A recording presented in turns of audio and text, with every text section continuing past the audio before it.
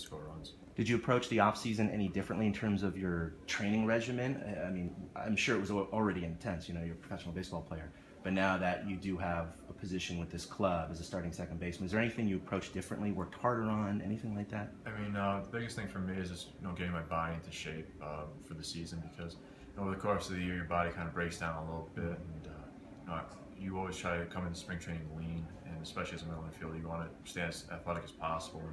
I really try to treat every offseason the same, because I'm always play with a chip on my shoulder. But this year I really try to focus on trying to stay as athletic as possible coming into spring training.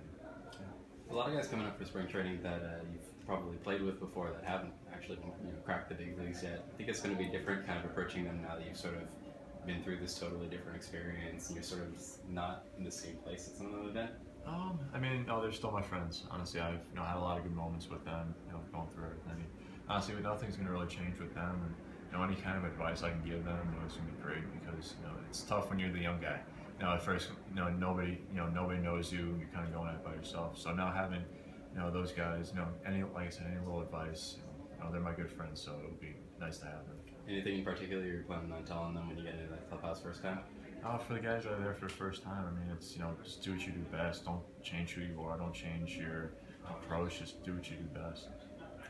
How do you approach this season differently, knowing that the expectation is a full 162 at the big league club? I mean, I always prepare myself the same like I normally do. I mean, whether in the minor leagues playing 144, or an extra 18 games, up here. I mean, you're always you're always preparing yourself hard, and as a competitor, you're always trying to do the best you can. And every offseason, I give it everything I got, and I always play with the chip on my shoulder, and that's never going to change. I'm never going to change who I am and how I play. You look back at last year in general, how much of a whirlwind was it? How much of it blurs together? Yeah, going through it, everything just kind of just blended in. It was meshed together, and it was like, once the World Series is over and you kind of look back at it, that's when you kind of step back and say, wow, this is really what I accomplished. When you're in that moment, you're just trying to stay focused, the task at hand. And, that's what kind of helps you kind of get through, the ups and downs, try to stay focused on the next day. And it might be cliche, but that's really what kind of helps you stay even keel. Joe, are you a power hitter? You find it funny, the question? What? You made you laugh, the question. Oh, sorry, yeah. You're allowed to laugh. Oh, sorry, I mean, I hit 1 home run last year and about 300 at-bats.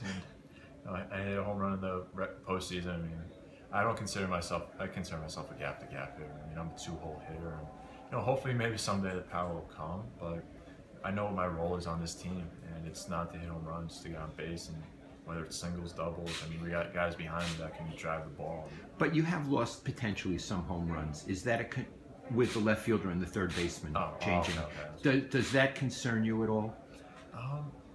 Honestly, I mean, we're going to miss Pablo and Michael. I mean, they're great hitters, great guys in the clubhouse, but we got guys coming in. Casey McGee, very good hitter, hit 280 plus or 285, something like that, in Miami, which is not a hitter's park. And sure. Nori Aoki, another guy with the high on base guy. I mean, those guys fit our lineup.